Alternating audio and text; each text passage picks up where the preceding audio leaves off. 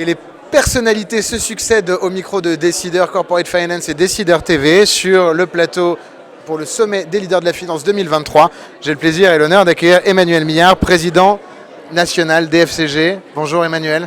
Bonjour, merci de m'accueillir. C'est un honneur et un plaisir. Vous êtes donc le président depuis 2021 ? Depuis 2021, absolument. Ouais. Voilà.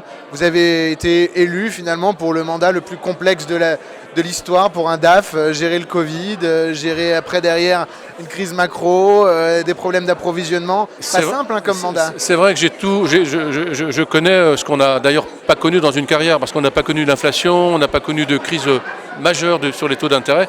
Et c'est vrai que tout arrive d'un coup.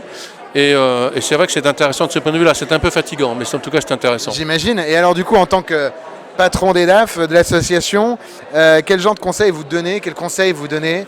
Quelle est la boussole soit en termes philosophiques, une boussole professionnelle que vous donneriez à un DAF en période de turbulence ? Alors, c'est vrai que le premier conseil que je donnerais, c'est déjà de garder la tête froide. Ça, c'est important.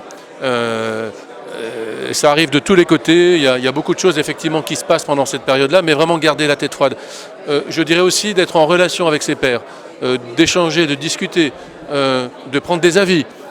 Et puis aussi, le DAF dans l'entreprise, c'est quelqu'un qui, quelque part, est un peu une boussole. C'est celui qui doit rassurer, c'est celui qui doit conseiller, c'est celui qui va discuter avec son comité de direction, c'est celui qui va également peut-être aussi être force de proposition, sans aucun doute. Et donc il a un rôle majeur, il a un rôle véritablement important, et je dirais que ce rôle a explosé pendant la crise Covid, puis la crise géopolitique. Et on parlait tout à l'heure de travail d'agilité, mais c'est vrai qu'aujourd'hui le DAF, c'est quelqu'un qui est capable de mieux travailler avec les autres fonctions support, la DRH et la DSI qui sont des directions qui aussi ont connu, je dirais, se sont complètement révélées pendant cette crise Covid. Et je pense aujourd'hui que les relations au travail, la façon de travailler, d'organiser les choses, notamment au sein des fonctions support, a complètement changé du fait de cette crise. Donc le DAF, ça reste une direction majeure dans l'entreprise. Ça reste, à mon sens, le premier conseiller du directeur général. Et cette relation DG-DAF, elle est essentielle au fonctionnement de l'entreprise, quelle que soit la taille de l'entreprise.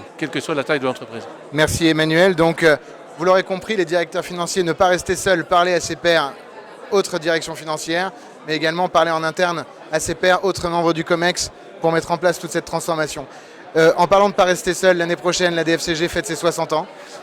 Voilà, 60 ans l'an prochain. Voilà. 60 ans l'an prochain. Écoutez, c'est une association qui reste, en tout cas, qui est là pour essayer de faire se rencontrer les gens de la profession. Alors, l'intérêt de cette association, c'est qu'on a des grandes entreprises. On a à peu près 80% des grandes entreprises du CAC 40 qui sont présentes. On a aussi des PME, des ETI. C'est aussi le cœur, finalement, en région, grosse mission en région. Alors, vous avez raison. Ce qui fait la particularité de la DFCG, c'est qu'on a 16 régions. Et on va ouvrir, alors on a ouvert 2 régions en 21 et 22, une région à La Réunion et en Nouvelle-Calédonie. On va ouvrir un bureau aux Antilles et on est sur le point d'organiser, de lancer courant 2023, l'International CFO Alliance qui regroupe plus d'une vingtaine de pays. Et la DFCG a œuvré assez fortement finalement pour faire en sorte que ces associations internationales puissent parler ensemble. La French Tech a des antennes dans le monde entier. Les CFO auront les leurs dans quelques temps. Merci infiniment Emmanuel d'avoir été avec nous aujourd'hui et à l'année prochaine. Merci Emmanuel. Merci beaucoup.